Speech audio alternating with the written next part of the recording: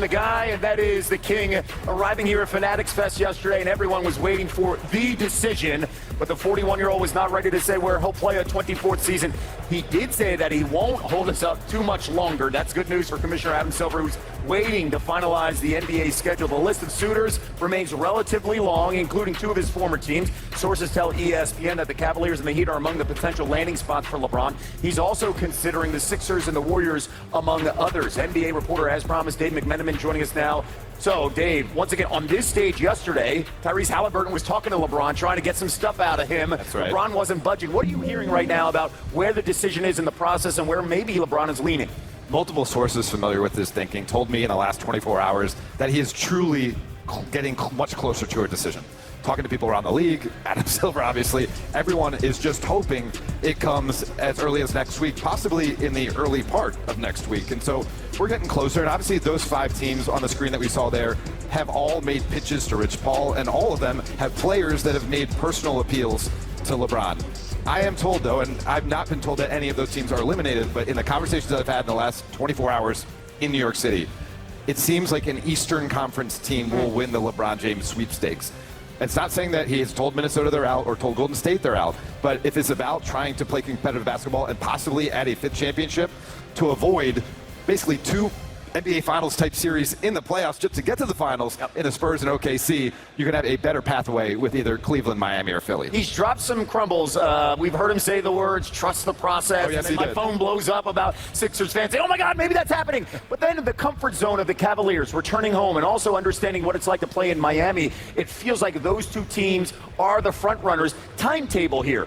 We joke around the process and the understanding of when the schedule is going to come out. We have to wait for LeBron.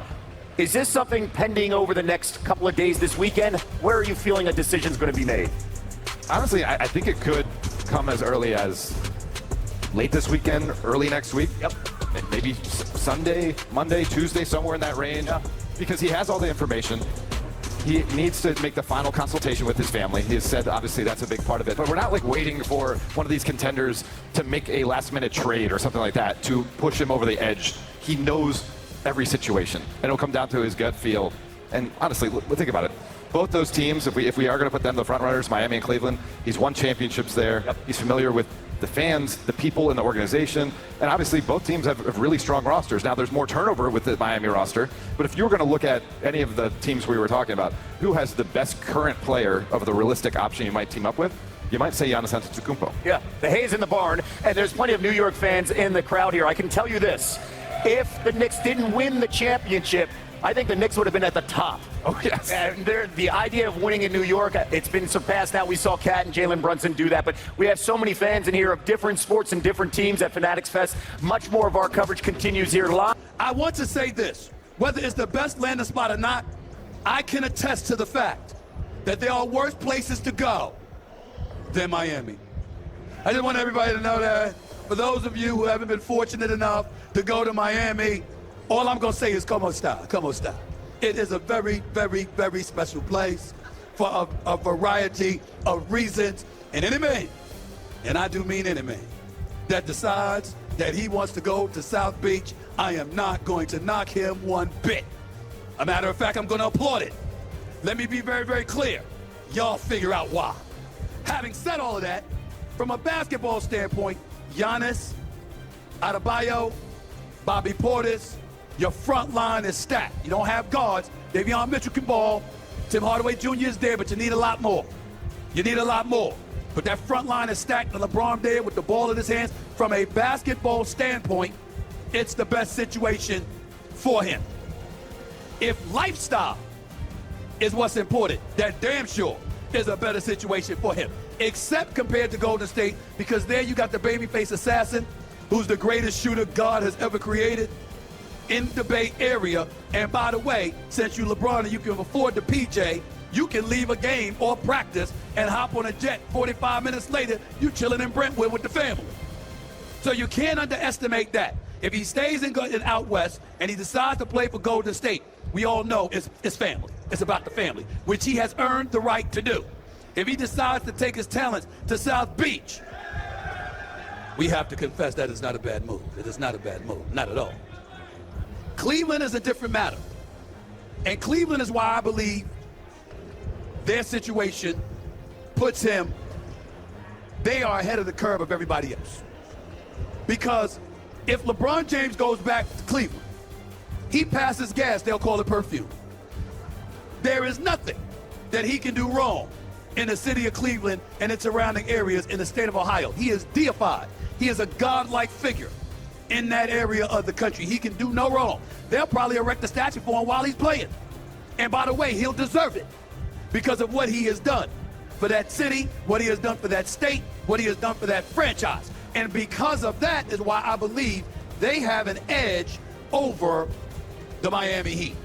See, if LeBron goes back to Miami, that's for Pat Riley. Pat Riley benefits. Pat Riley's the one that benefits. The legacy of Pat Riley, the winner within, the guy who won as a player, a coach, and an executive that's 81 years of age, and most of us, myself included, thought he was beyond his prime because he couldn't get stars to come and play in Miami, but then managed to go out there and get LeBron. Giannis. For him to pull that off, it's unbelievable. So if he got LeBron too, and Miami is back in the thick of things, and they win a championship, Pat Riley is the one that benefits. LeBron goes to Cleveland, it's his shot. He ain't working for Kenny Atkinson. Kenny Atkinson working for him. He ain't working for Kobe Altman. Kobe Altman is working for him. Dan Gilbert's the owner, cutting the checks, and he's still working for LeBron James. Don't get me started with James Harden and who he working for. Donovan Mitchell getting ready to sign a 4-year, $273 million extension, and he'll still be working for LeBron James. LeBron James goes back to Cleveland. Y'all remember the movie? What is it? Coming to America? You remember when Eddie Murphy, when his daddy, played by James Earl Jones, sat up there and said, you know, go out there, sow your wild oats, have fun. And then Eddie Murphy met who was supposed to be a future wife, and he asked her what she liked. She says, whatever you like. Whatever you like. That's everybody in Cleveland if LeBron James goes back. Everybody, whatever you like. It's the truth. So if you can go back home and you don't have to worry about being compromised in any way. You're deified, and this is the last 2 years of your career. What situation can be better than that for a dude that's entered the twilight of his career? To be able to go someplace where nothing on earth will go against you. He can shoot 2 for 20. We'll find a way to blame James Harden and Donovan Mitchell. He can sit up there and have 15 rebounds. We'll find a way to talk about Evan Mobley or Jared Allen.